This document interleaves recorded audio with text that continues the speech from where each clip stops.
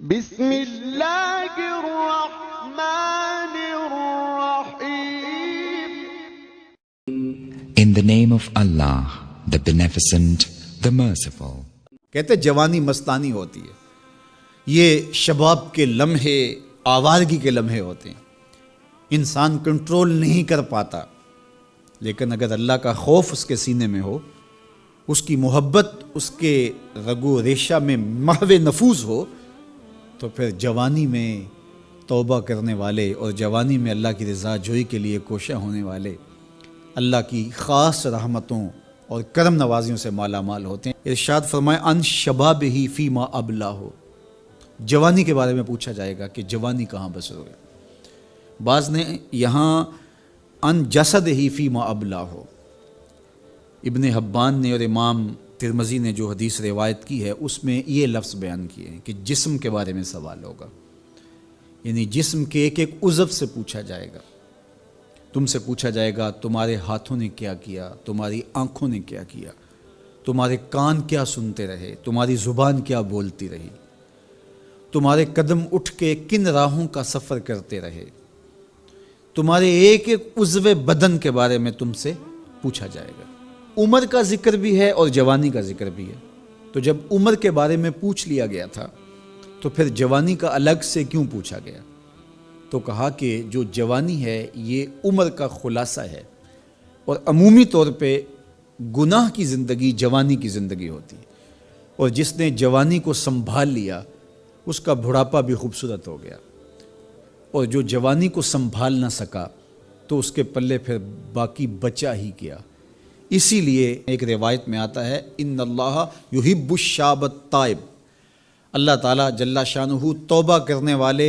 جوان سے بہت زیادہ محبت فرماتا ہے۔ نوجوان شخص جب توبہ کرتا ہے خوشی سے اللہ کا عرش بھی جھومنے لگتا ہے، فرشتے بھی آفریں آفریں کرنے لگتے ہیں، یہ کون شخص ہے؟ تو جوانی کی توبہ اللہ کو بہت محبوب ہے، اسی لیے ارشاد فرمایا گیا کہ وَشَابٌ نَشَأَ فِي عِبَادَةِ اللَّهِ، وہ جوان جس کی جوانی اللہ کی عبادت میں گزرتی ہے، کل قیامت کے دن جب کوئی سایہ نہیں ہوگا اللہ اس جوان کو اپنے عرش کا ٹھنڈا سایہ عطا فرمائے گا۔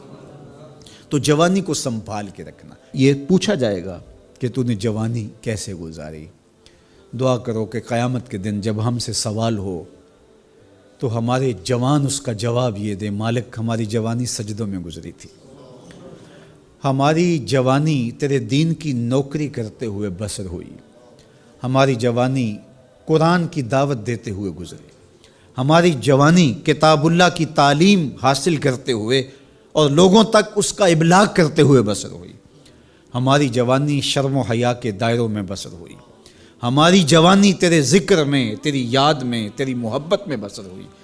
تو وہ جوان جس کی جوانی اللہ کی یاد میں بسر ہوئی ہوگی تو پھر وہ اللہ کو عرض کرے گا کہ مالک جوانی تو تھی، شباب کی جولانیاں تو تھیں، میرے معاصر میرے ہم عمر شباب کی لذتوں میں کھوئے ہوئے تھے،